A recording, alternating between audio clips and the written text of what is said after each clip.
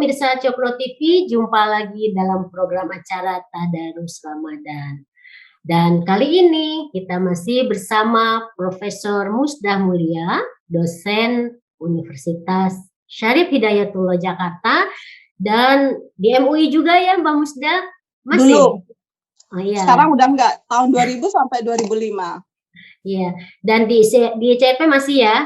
Masih. ICRP juga. Dan kita akan membahas tentang ini masih tentang pernikahan, tapi ini pernikahan dini. Maksudnya pernikahan di usia anak-anak gitu ya. Dan kita tahu bahwa kemarin-kemarin itu ada berita, ini masih terkait Syekh Puji itu loh, Mbak Musdah, yang menikahi anak di bawah umur. Kalau nggak salah masih usia berapa gitu, 9 tahun apa berapa. Dan yang setuju dengan pernikahan usia dini itu selalu juga merujuk kepada pernikahan Nabi, katanya Mbak Musdah, yaitu ketika Nabi menikah dengan Siti Aisyah. Apakah memang Islam itu membolehkan Mbak Musdah untuk umatnya itu pernikahan dini ini, pernikahan di usia dini ini? Terima kasih Mbak Nong. Bismillahirrahmanirrahim. Assalamualaikum warahmatullahi wabarakatuh. Waalaikumsalam. Alhamdulillahirabbil alamin. Wassalatu wassalamu ala asyrafil anbiya'i wal mursalin. Sayyidina wa maulana Muhammad wa ala alihi wa sahbihi ajma'in, amma ba'd. Alhamdulillah ya, kita ketemu lagi dan masalah kita hari ini itu adalah perkawinan anak ya. Lebih enak langsung menyebutnya perkawinan anak supaya ketahuan. Ya. Nah, masalahnya ya di Indonesia ini kebanyakan perkawinan anak itu Mbak Nong yang terjadi itu adalah perkawinan antara anak-anak perempuan. Usianya itu sebelum 18 tahun. Karena dalam definisi nasional dan internasional kita, anak itu adalah ketika dia sudah 18 tahun baru disebut dewasa. Iya, sebelum usia 18 pernikahan tahun itu, ya. Jadi usia perkawinannya itu sebelum 18 tahun kita sebut sebagai perkawinan anak. Nah, biasanya yang menikah itu adalah anak-anak perempuan itu dengan laki-laki dewasa. Bahkan juga laki-laki yang seperti Syekh Puji itu udah laki-laki udah kakek-kakek. Udah bandotan. Iya, jadi sebetulnya ya kalau saya melihatnya sebetulnya dalam beragama itu Mbak Nong bukan hanya soal halal haram aja, tapi 80% Al-Qur'an itu berisi tentang ajaran etika. Jadi etikamu tuh di mana? Etika itu berkaitan dengan nurani, berkaitan dengan empati kemanusiaan, berkaitan dengan bagaimana kita melihat ya sisi kemanusiaannya gitu. Karena itu saya pikir gimana ya, nggak usah pakai agama deh, pakai hati nurani aja. Bahwa seorang anak-anak kawin dengan kakek-kakek itu wajar nggak sih? Etis nggak sih? Karena itu nggak usah pakai agama dulu deh, kita pakai itu nurani. Orang sakit kalau menurut saya, Mbak Musdah. Nah, ini yang menarik ya. Perkawinan anak itu sudah, saya ingin melihat dampak buruknya dulu karena semua ahli, bahkan juga yang menarik di kita Indonesia nih ya, Indonesia itu sudah meratifikasi konvensi hak anak itu tahun 90-an. Tetapi sampai sekarang undang-undang perkawinan kita yang dibuat tahun 74 itu masih yang menyebutkan bahwa minimal usia perkawinan itu adalah perempuan 16 tahun dan laki-laki 18 tahun. Nah, itu kan belum diganti-ganti ya. Untungnya Mahkamah Agung sudah membuat satu keputusan berdasarkan sebuah ada judicial review, itu adalah bahwa sekarang ini kita sejak 2019 usia minimal perkawinan di Indonesia itu adalah minimal 19 tahun buat perempuan dan buat laki-laki sama. Nah, sudah ada progres sedikit Mbak Nong. Cuma dalam implementasinya di lapangan ada yang namanya dispensasi perkawinan itu lagi. Artinya apa? Ketika anak-anak ini mau dikawinkan, orang tuanya tuh bikin dispensasi kawin ya, alasannya anaknya hamil lah, anaknya ditakutkan zina lah, anaknya macam-macam. Pokoknya dispensasi perkawinan itu ya pokoknya itu akal-akalan lah ya, dan itu akal-akalan orang tua dan biasanya juga dengan pejabat KUA-nya ya, karena seharusnya KUA-nya tegas nggak boleh sesuai dengan usia minimal nikah gitu, hanya harusnya minimal 19 tahun baik laki maupun anak perempuan. Nah, mestinya juga seharusnya di pemerintah udah merevisi nih undang-undang perkawinan kita Mbak Nong supaya itu benar-benar mengikuti ya pandangan sesuai dengan perlindungan hak anak. Kan sudah meratifikasi konvensinya, karena itu harus diikuti dong, jangan hanya meratifikasi tapi tanpa ada implementasi yang lebih konkret. Nah, sekarang kebanyakan umat Islam itu percaya bahwa perkawinan anak itu boleh. Karena apa? Karena menyetujui atau mengikuti pendapat bahwa Nabi menikahi Aisyah itu pada usia 7 tahun. Nah, saya sudah melakukan riset yang panjang ya terhadap pandangan ini. Rupanya pandangan tentang perkawinan Aisyah umur 7 tahun itu hanya didasarkan pada sebuah hadis yang diriwayatkan oleh seorang sahabat bernama Hisham bin Urwah. Masalahnya hadis ini adalah hadis ahad. Hadis ahad itu adalah hadis yang hanya diriwayatkan oleh satu orang. Kalau kita kritis kan kita bertanya, kok hadis itu cuma satu orang sih yang meriwayatkan? Hadis sahabat-sahabat yang lain pada kemana gitu kan? Karena itu kalau orang-orang seperti Profesor Harun Nasution itu nggak mau loh terima hadis ahad.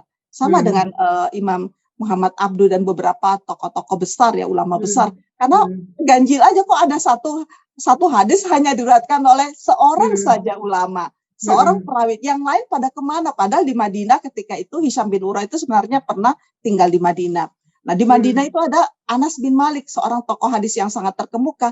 Tapi kok dia nggak meriwayatkan hadis itu? Kenapa gitu? Nah yang kedua, Hisham bin Urwah itu meriwayatkan hadis ini itu setelah dia pindah ke Irak dan waktu itu dia sudah mengalami semacam kehilangan ingatan, demensia ketika itu usianya 71 tahun. Pertanyaannya, kenapa kok dia harus menunggu 71 tahun untuk menyampaikan hadis itu kepada publik? Ada apa gitu kan? Jadi banyak, kalau saya membaca hadis ini banyak cacatnya ya. Yang pertama kalau kita membaca tentang siapa dia Hisham bin Urwah, itu kita mesti membaca kitab-kitab hadis otoritatif. Misalnya nih Mbak Nong, ada satu kitab hadis namanya Tahzibut Tahzib. Itu kitab ini berisi tentang riwayat riwayat hidup ya para perawi hadis. Nah, di situ dikemukakan bahwa Hisham bin Urwah perawi hadis ini itu mengalami semacam penyakit lupa ingatan setelah dia uzur gitu. Karena itu Malik bin Anas itu menolak riwayat dari Hisham bin Urwah ketika beliau itu sudah berpindah ke Irak. Ketika masih di Madinah, ketika dia masih muda, dia memang dikenal sebagai perawi hadis yang sikoh, yang dobit, yang jujur, yang ingatannya kuat. Tapi ketika dia setelah uzur dan pindah ke Irak, dia mengalami problem dengan ingatannya. Nah, ini kan tergambar dalam hadis kitab hadis ini ya, karena itu bacalah kitab-kitab hadis. Nah ya, nah juga dalam kitab Mizanul I'tidal, itu juga sebuah kitab hadis yang sangat otoritatif yang menceritakan tentang tingkat-tingkat derajat para perawi hadis. Nah, di sana juga dinyatakan bahwa kita bisa menerima hadis-hadis dari Hisham bin Urwah ketika dia masih berada di Madinah. Tetapi ketika dia telah pindah ke Irak, itu sudah diragukan deh, karena sudah mengalami semacam lupa ingatan. Nah persoalannya kan yang salah kan bukan Hisham bin Urwah kan, tetapi orang yang masih meriwayatkan hadis dari beliau ketika dia sudah mengalami semacam lupa ingatan begitu. Karena itu hebat juga kalau dalam studi hadis itu kita melihat kapan hadis ini diriwayatkan, untuk apa diriwayatkan, dan kenapa terlambat sekali periwayatannya. Tetapi bukan hanya itu Mbak Nong ya, ada banyak data-data sejarah. Nah ini masalahnya karena umat Islam itu biasanya nggak familiar dengan data-data historis. It's the problemnya. Nah kalau saya membaca beberapa data-data historis tentang perkawinan Aisyah dengan Nabi, itu mematahkan. Itu sangat, argumen sejarah ini sangat kuat mematahkan pandangan bahwa Nabi menikahi Aisyah itu 7 tahun. Misalnya gini, dalam kitab At-Tabari itu dikatakan bahwa ada riwayat di sana yang mengatakan bahwa semua anaknya Abu Bakar, Aisyah itu kan putrinya Abu Bakar, itu dilahirkan di masa jahiliyah. Kalau dilahirkan di masa jahiliyah batas antara masa jahiliyah dan masa keislaman itu adalah tahun 610 Hijrah. Berarti Aisyah itu dilahirkan ya sebelum tahun 610 Hijrah. Nah kalau begitu paling tidak ketika Nabi menikahi dia, paling tidak itu usianya 14 tahun. 14 ini kan data sejarah gitu kan, menarik kalau kita membaca sejarah. Nah ada juga dalam dalam sebuah kitab yang ditulis oleh Ibnu Hajar Al-Asqalani itu menyebutkan bahwa penting juga katanya kalau untuk mengetahui umur Aisyah ketika menikah dengan Nabi itu memperbandingkan antara umur Aisyah dan umur Fatimah, putrinya Nabi yang paling tua. Nah, Fatimah itu lebih tua 5 tahun dari Aisyah. Nah, kalau kita membandingkan umurnya Fatimah ya yang lahir pada waktu Nabi berusia 35 tahun, itu maka akan didapatkan satu bilangan bahwa Aisyah itu dinikahi oleh Nabi pada usia paling tidak antara 17 dan 18 tahun. Malah Begitu lebih kan? ini ya, lebih Iya, dewasa artinya kan. makanya karena itu kan saya selalu mengajak umat Islam itu, mari kita belajar tentang sejarah, karena dokumen sejarah ini juga penting menjadi landasan dari keagamaan kita gitu. Daripada kita mempercayai satu hadis yang kontroversi gitu, karena banyak ulama juga yang nggak setuju dengan hadis-hadis itu gitu kan.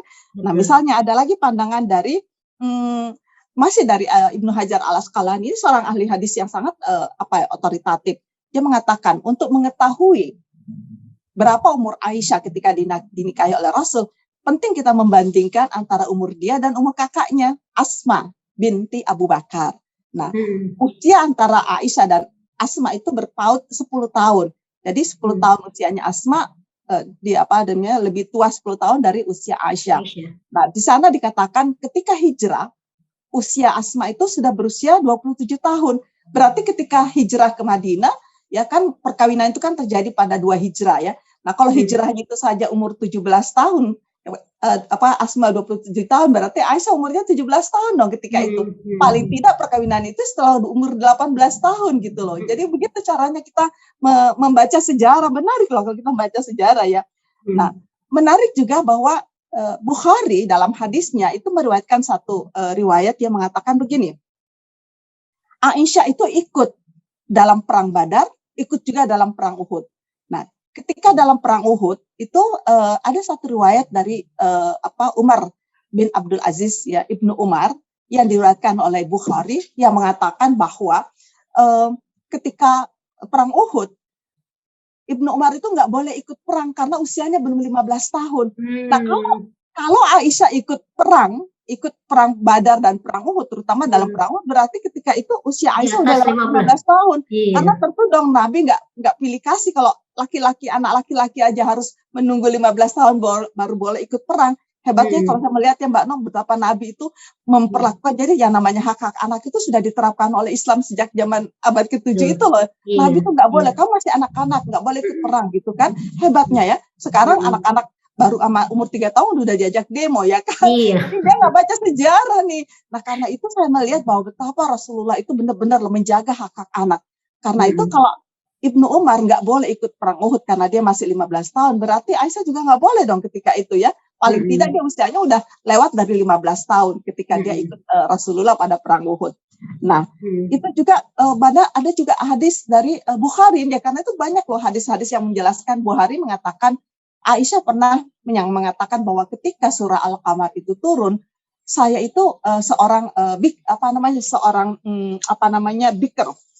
seorang gadis muda. Kalau gadis muda berarti surah Al-Qamar itu turunnya tahun ke-8 sebelum hijrah.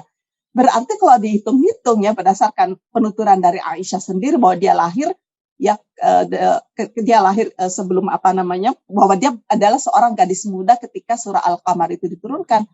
Paling tidak ketika dia dinikahi Nabi itu umurnya udah 17 tahun gitu kan. Jadi menariklah membaca data-data sejarah ini. Artinya apa? Berdasarkan data-data sejarah yang begitu banyak dan begitu tersebar luas.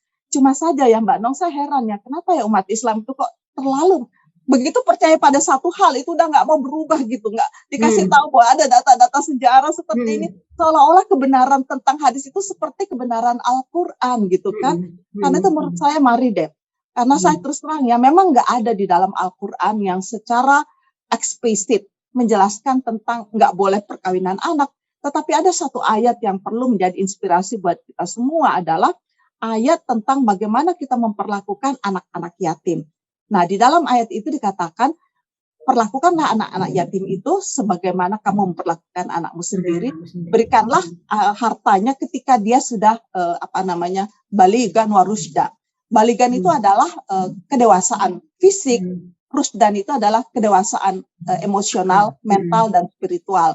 Nah, artinya kalau untuk memberikan mengurusi anak yatim dan juga menikahkan mereka ketika sudah baligan dan sudah rusydan, itu boleh menjadi alasan bagi kita bahwa perkawinan itu hanya boleh dilakukan ketika anak-anak itu sudah mencapai kematangan jasmani, fisik, baligan, dan kematangan emosional atau kematangan spiritual pada usia yang disebut dengan rusyda. Karena itu dua persyaratan ini disebutkan dalam Al-Quran, itu kan bisa menjadi satu syarat bahwa perkawinan anak nggak boleh dong, karena dia kan pasti belum balik ya, karena unsur-unsur organ-organ reproduksinya pasti belum balik, dan itu menimbulkan banyak sekali problem ya dalam perkawinan anak itu. Perkawinan anak itu menimbulkan problem kesehatan reproduksi, problem sosial, problem politik dan sebagainya, bahkan menimbulkan, kalau kita sekarang ini akan mengganggu program peningkatan sumber daya manusia kita. Karena itu tolong deh pemerintah membuat satu regulasi yang ketat ya terhadap pencegahan perkawinan anak ini. Dan umat Islam saya kira penting nih menggali kembali ya pandangan-pandangan kesejarahan. Karena data-data historis ini begitu terang benderang menjelaskan bahwa Aisyah itu nggak berumur 7 tahun ketika dinikahi oleh Rasulullah Shallallahu Alaihi Wasallam. Ya. Jadi kalau ini benar-benar mengaji ya, benar-benar tadarus nih Mbak Musda. Jadi banyak sekali data sejarah yang betul-betul mendobrak atau ya bahwa Nabi itu tidak benar menikahi anak muda atau Siti Aisyah yang masih belia gitu. Jadi yang tadi diceritakan atau disampaikan oleh Mbak Musda itu bisa membuka pikiran dan wawasan nih pemirsa Cokro TV, dan juga menyampaikan ke publik juga, ke teman-teman sekitarnya gitu, bahwa itu tidak benar. Seperti yang selalu dijadikan referensi oleh para pelaku pernikahan anak muda itu ya, pernikahan di bawah usia itu. Oke, terima kasih Mbak Musda untuk waktunya, untuk wawasannya, untuk ini luar biasa ini. Dari mulai tema pernikahan lintas agama, pernikahan yang di bawah usia ini sangat bermanfaat buat kita semua. Baik pemirsa Cokro TV, kita akan kembali lagi dalam program Tadarus Ramadan berikutnya. Salam.